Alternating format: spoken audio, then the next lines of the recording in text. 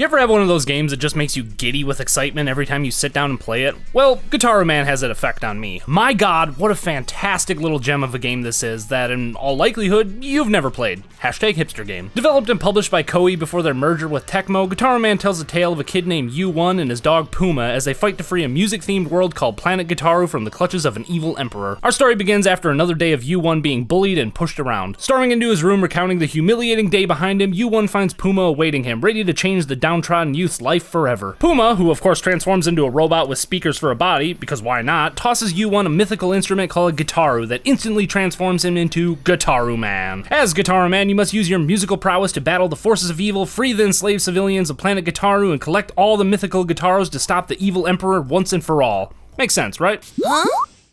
Okay, so the story's a little out there, and the game uses the word Gitaroo about as much as the Gundam series uses the word Gundam, but who gives a crap because this batshit nutballs of a setting only adds to the game's charm. The gameplay is a sort of mix of rhythm, fighting, and FMV games that has you using the left analog stick on your PS2 controller to guide a cursor along a trace line and pressing and holding the circle button to play notes traveling along this line in time with the music. This musical abstraction can seem a little odd from an outside perspective, but it's surprisingly intuitive in practice, with the trace line denoting the song's pitch and the notes representing the rhythm and if and for how long a note is sustained. Little motions on the trace line convey bends and whammies, and this minimalistic design minimizes the amount of action that's obscured while playing. And that's more or less the core mechanic of the game, but what's most impressive is just how much variety can be achieved from such a simple concept. Notes come in different tempos and patterns, and it's clear that the developers put a lot of thought into crafting songs that were as enjoyable to play as they are to listen to.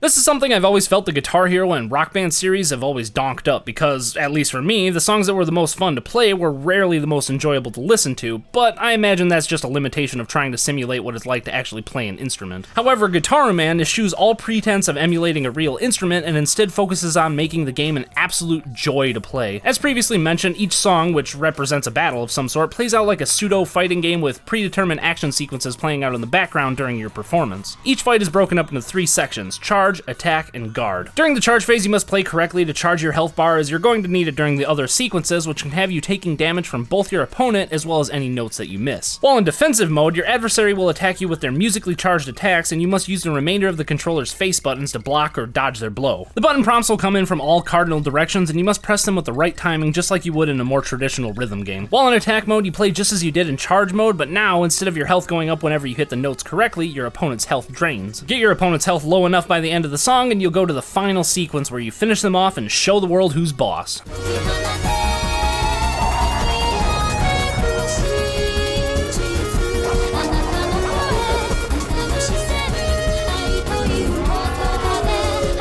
The game's pretty short and can be beaten in a little over an hour, so I recommend playing it in one sitting if you can. The story is charming and the characters are fun, and the whole game has a sort of movie vibe to it, by which I mean that the story has a nice 3-act structure and complete character arcs. U1 in particular goes from being timid and wishy-washy to having a lot more confidence in himself, giving him a sort of reluctant hero air that meshes perfectly with this kooky, offbeat world. The game's only available on the PlayStation 2 as far as home consoles go, but there's also a port of it for the PSP called Gitaroo Man Lives. Will there ever be a sequel or remaster of this most enjoyable of hidden gems? I sincerely doubt it, but if there is, you can bet that I'll be the first in line.